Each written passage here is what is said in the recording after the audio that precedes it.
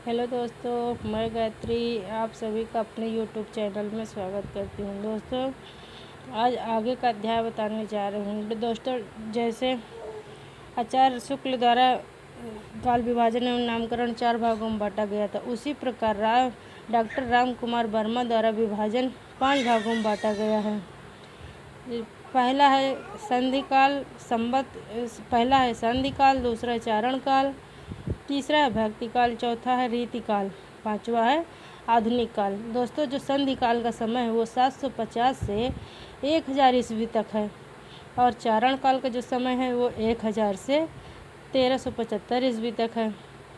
वहीं भक्ति काल का समय जो है 1375 से 1700 ईस्वी तक है और रीति काल का जो समय है दोस्तों 1719 ईस्वी तक है। आधुनिक काल का समय जो है 1900 से अब तक का माना जाता है। दोस्तों, उसी तरह डॉक्टर गियर्सन द्वारा काल विभाजन 12 भागों में बांटा गया है। 12 भागों में बांटा गया है। चारण काल सन 700 से 1400 ईस्वी तक माना जाता है। 15वीं शताब्दी का धार्मिक पुनर्जागरण काल मलिक मोहम्मद जासी का प्रेम काव्य ब्रज का कृष्ण काव्य जो है दोस्तों वो 1500 से 1800 ईस्वी तक माना जाता है। डॉक्टर गियर्सन द्वारा जो काल विभाजन 12 भागों में बांटा गया है। पहला जो है चारण काल सन 700 से 1400 ईस्वी तक माना जाता है।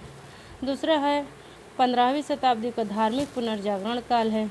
तीसरा है जो मलिक मोहम्मद जायसी का प्रेम काव्य है, जिसका समय ये ब्रज का जो कृष्ण काव्य दोस्तों इसका 1500 ईस्वी से 1800 ईस्वी तक माना जाता है।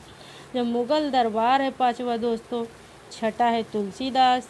सातवां है रीति काव्य। दोस्तों, जो रीति काव्य का समय माना जाता है वो 1550 से 1692 ईस्वी में माना जाता है।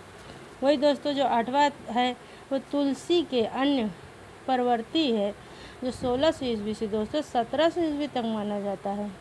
वही जो 18वीं शताब्दी है उसको दोस्तों जो उसका समय है वो 1700 से 1800 यानी कि 100 वर्ष है। कंपनी के शासन जो 10वां है दोस्तों वो कंपनी के शासन में हिंदुस्तान है। वहीं 11वां जो है महारानी विक्टोरिया के शासनकाल में हिंदुस्तान है। वहीं 12वां जो है उसका विविध है।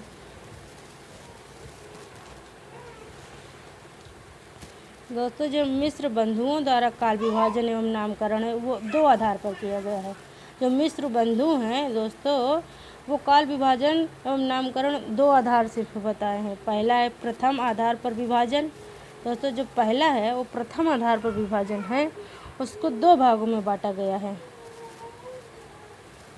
एक प्रारंभिक काल, फिर उसके बाद दोस्तों इधर माध्यमिक काल, अलंकृत काल, परिवर्तन काल, वर्तमान काल। दोस्तों, ये पहला जो प्रथम है उसके अंदर 5 है। पहला जो है वो प्रारंभिक काल है, उसको मानते हैं दोस्तों संवत 700 से 1444 ईस्वी तक माना जाता है।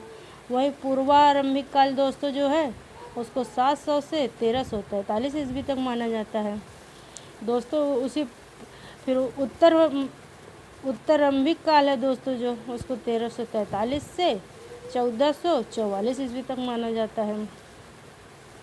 उसी में माध्यमिक काल है उसको 2 भागों में बांटा गया है दोस्तों। का में क्या है, माध्यमिक काल जो दोस्तों माना जाता है उसको संवत 1445 से 1680 के बीच तक माना जाता है। उसी को 2 भागों में बांटा गया है, पूर्व माध्यमिक काल, उत्तर माध्यमिक काल।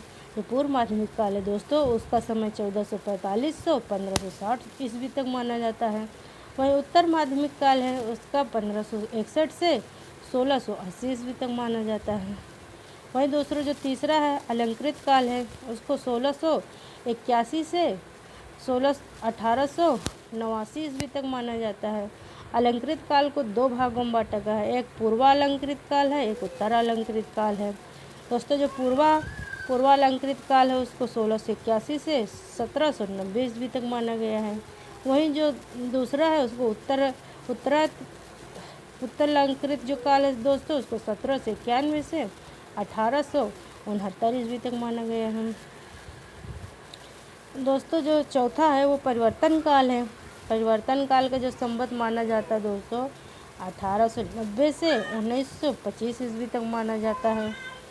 वहीं जो पांचवा है उसको वर्तमान काल माना जाता है। वर्तमान काल जो दोस्तों है वो 1926 ईस्वी से अब तक माना जाता है। दोस्तों ये प्रथम आधार पर विभाजन था जिसको 5 भागों में बांटा गया है। पहला था प्रारंभिक काल, दूसरा माध्यमिक काल, तीसरा अलंकृत काल, चौथा परिवर्तन काल, पांचवा वर्तमान काल। अब दोस्तों द्वितीय आधार पर जो विभाजन है उसको देखिए। इसको दोस्तों 6 भागों में बांटा गया है। पहला है प्रारंभिक हिंदी, दूसरा है माध्यमिक हिंदी, तीसरा अलंकृत हिंदी, चौथा है अज्ञात काल, पांचवा है परिवर्तन कालिक हिंदी, छठा है वर्तमान कालिक हिंदी। दोस्तों जो प्रारंभिक हिंदी है उसका जो समय है 700 से 1444 ईस्वी तक है। वहीं माध्यमिक हिंदी जो है उसका समय जो माना जाता है 1445 से 1680 ईस्वी तक माना जाता है। वहीं अलंकृत जो हिंदी है उसको 1681 से 1889 तक माना जाता है। वहीं अज्ञात काल जो है उन कवियों का वर्णन जिनका काल ज्ञात नहीं है उसको माना जाता है। और दोस्तों वहीं पांचवा जो है परिवर्तन कालिक हिंदी उसको 1880 से 1925 ईस्वी तक माना जाता है। वही जो छठा है उसको वर्तमान कालिक हिंदी, उसका जो समय है 926 से 1945 तक माना जाता है। 1926 से 1945 तक माना जाता है। दोस्तों इसी प्रकार मिस्र बंधुओं द्वारा उप विभाजन 3 खंडों में बांटा गया है। जो मिस्र बंधु हैं वो उप विभाजन भी किए हैं जिनको 3 खंड में बांटे हैं। दोस्तों उसको 3 खंड में बांटे हैं। जो पहला है वो वर्तमान हिंदी एवं पत्र पत्रिकाएं हैं जिसका 1926 से 1945 समय माना जाता है। वहीं दूसरा जो है दोस्तों पूर्व हरिश्चंद्र काल है उस 1926 से 1935 तक माना जाता है। वहीं तीसरा जो है दोस्तों वो उत्तर हरिश्चंद्र काल है जो कि उसका समय 1936 से 1945 ईस्वी तक माना जाता है। दोस्तों जिस तरह मिस्र बंधु द्वारा विभाजन हुआ था उसी तरह डॉक्टर गणपति चंद्र गुप्त हैं काल विभाजन 3 भागों में है। दोस्तों जो गणपति चंद्र गुप्त का काल विभाजन है 3 भागों में बांटा गया है। पहला है प्रारंभिक काल, दूसरा मध्यकाल। दोस्तों जो प्रारंभिक काल है वो है 1184 से 1350 ईस्वी तक माना जाता है। वहीं मध्यकाल जो माना गया दोस्तों उसको भी 2 भागों में बांटा गया है। पहला जो है पूर्व मध्यकाल, दूसरा उत्तर मध्यकाल। दोस्तों जो पूर्व मध्यकाल का समय मानते हैं उसको 1350 से 1500 ईस्वी तक माना जाता है। वहीं उत्तर मध्यकाल जो माना जाता है 1500 से 1857 ईस्वी तक माना जाता है। फिर तीसरा है आधुनिक काल। आधुनिक काल का जो समय दोस्तों वो 1857 ईस्वी से 1965 ईस्वी तक माना जाता है। वहीं दोस्तों जो डॉक्टर गणपति चंद्र गुप्त हैं का यह मत है कि हिंदी के प्रारंभिक काल एवं मध्यकाल में 3 प्रकार का काव्य है जिसमें धर्माश्रित काव्य, राज्याश्रित काव्य, लोकाश्रित काव्य। दोस्तों जो 3 प्रकार माने हैं उसमें प्रथम जो है धर्मा आश्रित काव्य है, दूसरा राज्याश्रित काव्य है, तीसरा लोकाश्रित काव्य है।